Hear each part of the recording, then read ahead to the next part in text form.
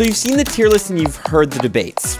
Shadow Mewtwo is the strongest in the game. No, it's Mega Rayquaza. No, it's Primal Kyogre. But what if everyone was wrong about the strongest Pokemon in Pokemon Go? Well, today we're gonna break it all down. The stats, the rankings, and the big hitters coming in the future to uncover what truly is the strongest Pokemon. Let's jump right into it and talk about raids, where power, typing, and damage output matter the most. You see, when it comes to raids, it's very easy to crown a strongest Pokemon, the one that does the most damage. So here are the following strongest Pokemon for raids organized by overall. This means that we're taking into consideration the damage output a Pokemon does in raids, but also how much bulk do they have, because those raid bosses hit hard and you're gonna do a lot less damage if you can only take one hit. As far as grass, the strongest attacker is going to be Mega Sceptile with the moveset of Bullet Seed and Frenzy Plant. For fire type, we have Mega Charizard Y with Fire Spin and Blast Burn. Water type is Primal Kyogre with Waterfall and Origin Pulse. Electric is Shadow Raikou with Thunder Shock and Wild Charge.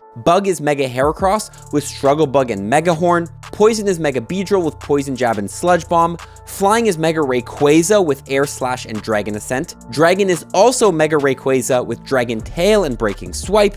Rock is Shadow Rhyperior with Smackdown and Rock Wrecker. Ground is Primal Groudon with Mudshot and Precipice Blades. Fighting is Mega Lucario with Force Palm and Aura Sphere. Psychic is Shadow Mewtwo with Psycho Cut and Psy Strike. Ghost is Dawnwing's Necrozma with Shadow Claw and Moongeist Beam.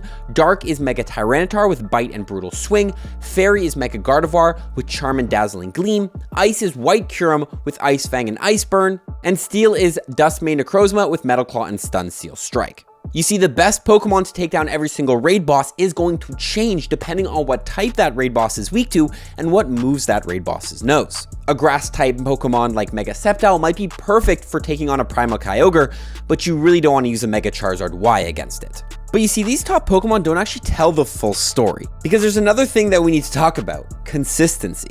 Which raid bosses are we consistently seeing at the top counters list and are performing the best across the board? With a total of 118 raid bosses, including Megas, Legendaries, Ultra Beasts, Mythicals, what Pokemon are we seeing consistently at the top as the strongest? Well, here are the top 5 Pokemon that appear most consistently in the top 6 as a top counter for all the raid bosses. Starting off with Mega Blaziken, which appears in 25 out of 118 raid boss top counters lists. Then it is a 3-way tie between Dawnwing's Necrozma, Black Kyurem, and Primal Groudon, all showing up 26 times. We then have Mega Gengar, which appears 28 out of 118 raid bosses in the top counters list. Moving on to White Kyurem, which appears 29 times. And in the number 1 spot, the most consistent Pokemon to appear in the top counters list, Mega Rayquaza, which appears 38 out of 118 times in the top counters list. Yes, almost 10 times more than the number 2 slot.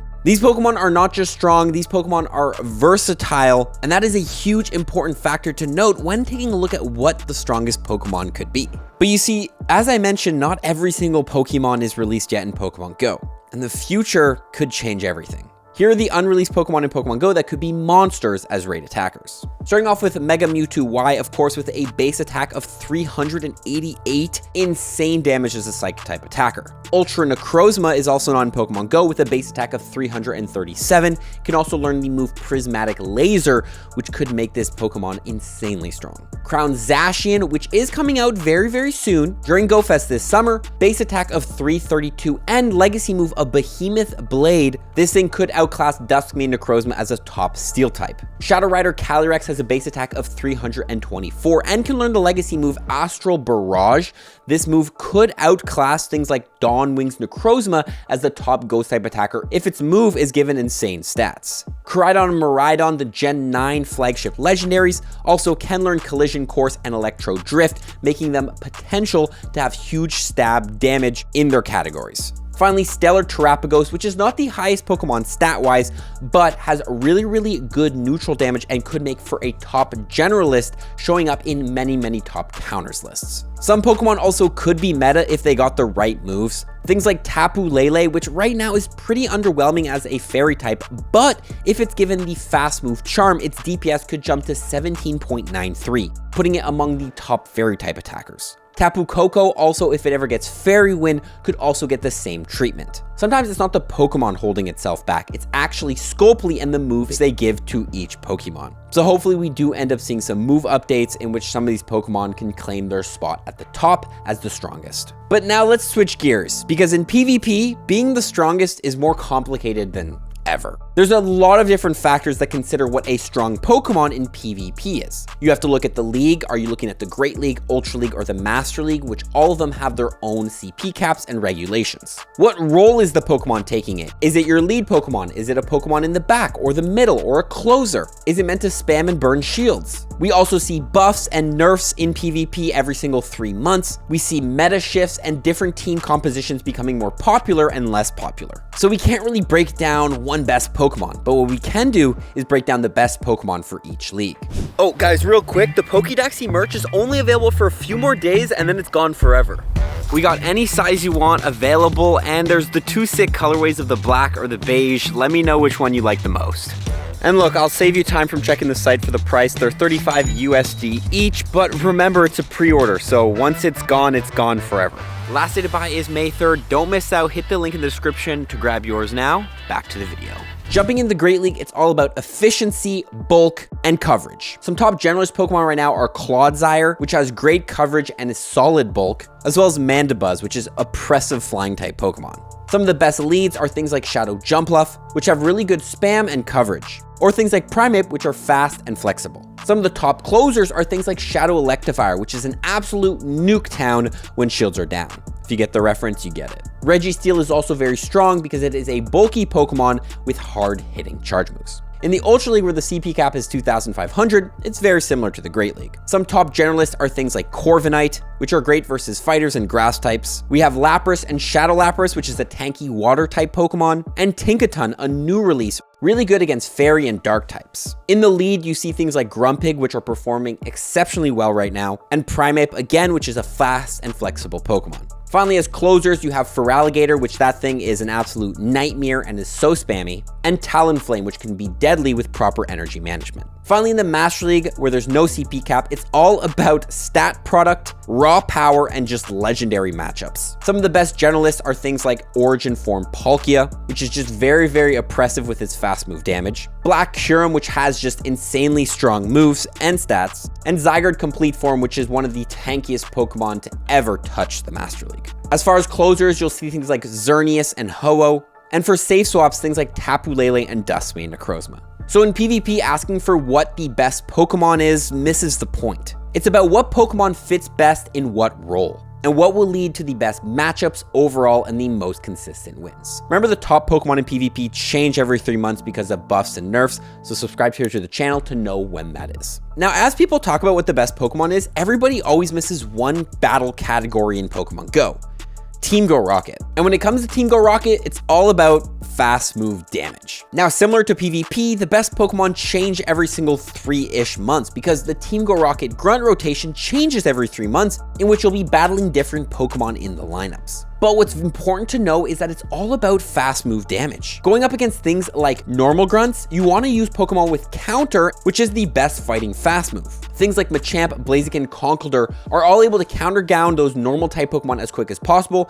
and the more time you save, the more Team Go Rocket grunts you can battle. When you're going up against fairy grunts, use things with Poison Jab and Bullet Punch like Shadow Metagross or Nihilego. Psychic grunts, things like Shadow Tyranitar with Bite or Hydreigon do really strong, and poison grunts, Shadow Mewtwo with Confusion is deadly. There's actually one team that is the most versatile and strongest team to take down the vast majority of Team Go Rocket grunts, and that includes Mega Blaziken with Counter, Shadow Mewtwo with Confusion, and Kartana with Razor Leaf. This team is a good generalist team that is going to be really strong across the board, but do note you might need to change certain Pokemon for each grunt. And again, the key is high fast move damage. Now, offense is not all that makes a Pokemon good. Defense is also very important because gymming is a huge part of Pokemon Go and the only way to get your 50 coins every single day. When it comes to gymming, bulk and typing matter. mainly bulk, because you want to make it as annoying as possible for that person who's attacking your gym to take on your Pokemon. Some top tips as well are to mix up the type of Pokemon you're putting in a gym.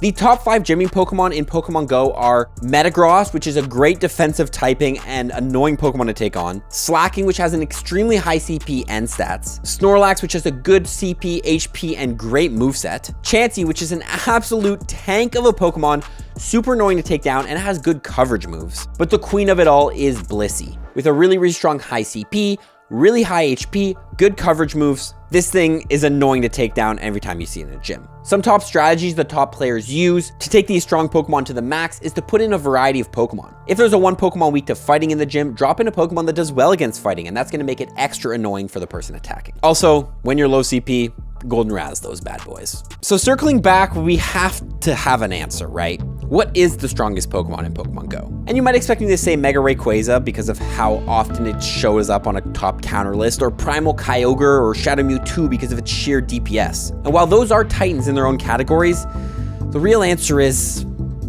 there is no single strongest Pokemon. Because strength isn't just about stats in Pokemon Go. It's not that simple. It's about utility, versatility, movesets, typing, what matchups you're going against, what you're using that Pokemon for. Some Pokemon dominate raids, some rule PvP, some are gods at taking down Team Go Rocket Pokemon, and some are just great at putting their butt in a gym and just taking hit after hit. If one Pokemon could do it all, it might be Arceus, the literal god of the Pokemon universe. With the ability to change to any type in Pokemon Go and match its move accordingly, it could, in theory, be super effective against everything. But Arceus is not even in the game yet, so for that, we'll have to wait. So until then, the real strongest Pokemon is the right one for the job. And if you want to be the strongest trainer, you'll have to master them all. So watch the other 2 videos on screen if you enjoyed this one, and follow for more tips. Peace.